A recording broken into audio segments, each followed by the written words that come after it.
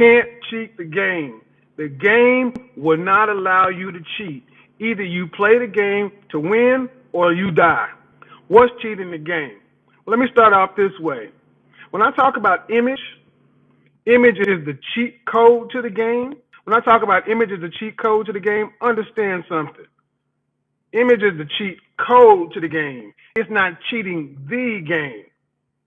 See, when you use your image, you just hacking the game, but you're still in the damn game. You can't get around the game. You can't get over the game. You only can go through the game. And the game will exact the cost. I'm still going to try to keep this pretty PG. The game is going to cost you something. The game is going to cost you something. You can't cheat it. You can't think you got some magical way of getting around it, because if you cheat in the game, you cheating yourself. See, that's what a lot of you cats don't understand. You out here looking for shortcuts. You out here looking for fucking steroids. You out here looking for synthahol injections. You out here looking for, you might as well do like women and go buy some weave and get you some chest implants and some pec implants. That's the kind of shit a lot of you guys are on. Because you don't want to get up and do the damn work. Let's talk about it. If you watch my channel, you know image is 4 parts. Only one part is the damn clothes you wear. That's the first part. That's the first 7 seconds. After that, the behavior and the way you move, your mindset. And that's where I say you can't cheat the game. You can't roll up on a chick like Shelly Sterling and really holler at her. It don't matter if you looking good in your body, if you on point. You can be a good looking lame. You can be a good looking square dude. You can be a fly Pookie and Ray Ray. And guess what? When you in the game, when you face to face with another man or another woman, you're gonna get exposed. You're gonna get exposed for what you are. You ain't done the work. That's why I am extremely competitive. I've always been light in the ass. I ain't never been no super big buff dude. Well, I actually was once upon a time, but I had to work at it. I was never going to be the physically intimidating, dominating dude. I knew that. So I didn't try to go out and walk around and stuff my shirt and do all this other shit. I just made myself the baddest, lean, skinny motherfucker around. That's why I went and learned Taekwondo, Shotokan, and Shaolin Kung Fu. Because I knew I'm not going to ever be the dude that's going to physically intimidate you. My voice ain't deep, James Earl Jones deep. So I knew that if I wanted to have to deal with these cats in the neighborhood and around, that when it's time to actually put up, I'm going to have to bring it. When somebody try me, I'm going to have to try them. Yeah, I'm going off because I am tired of you guys trying to fucking cheat. You're going to have to do the self-improvement work. You're going to have to do the self-improvement work. Look, you could be a naturally pretty motherfucker. You can. You can be a pretty dude. You can be a handsome dude. You can be a naturally suave dude. If your mouthpiece is off, if your mind ain't right, if your hygiene is messed up, if you an asshole, you ain't gonna win. You got to get ultimately real, because some of you guys ain't hearing it. You can't cheat the game. You can't have 2 pennies in your pocket and expect to ball outrageous. Single and no kids and not working at least 60 hours a week, you're lazy. Guess what? You're lazy. I don't want to hear any of this bullshit about quality of life and life is to be lived. Yeah, to be lived for average. You can live that average C life, that D life, but stop thinking you should have 8s, 9s, and 10s and be eating steak and lobster and riding good, flying good, living good. You don't want to put the work in, then don't expect the outcome. See, this is going to be a little too real for a lot of people, because it's like you want to hear feel-good stuff all the time.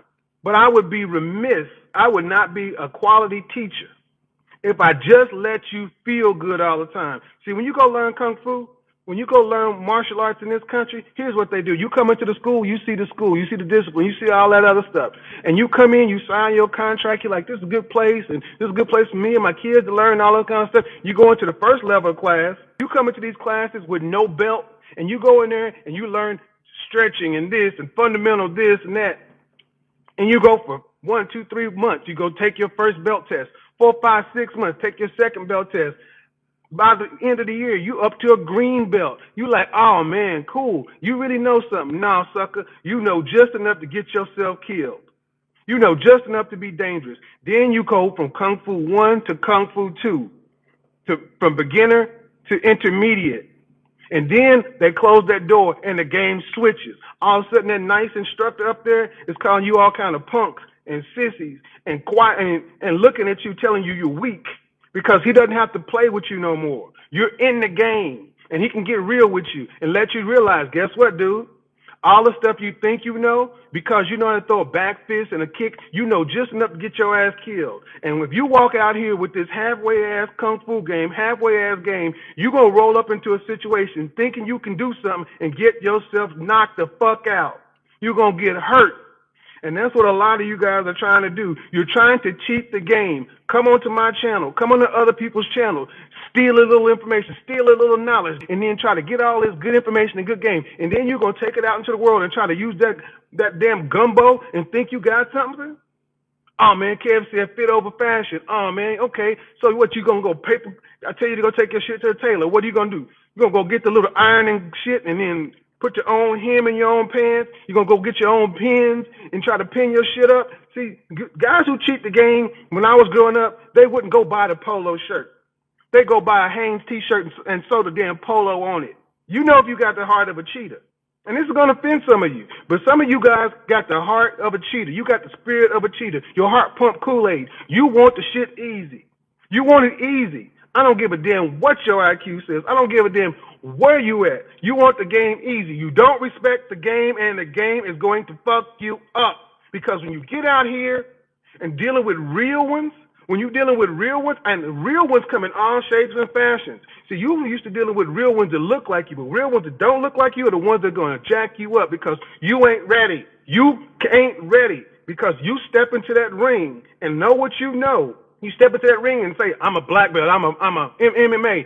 Kimbo Slice took his ass to the MMA. He was a badass street fighter, right? He was knocking niggas out in Miami. He was doing all this other shit. Took his ass to the MMA and got wiped because he did not respect the game. He didn't have any cardiovascular. He could not grapple. He could not strike. All he could do was punch. And he got knocked out by Glass Joe.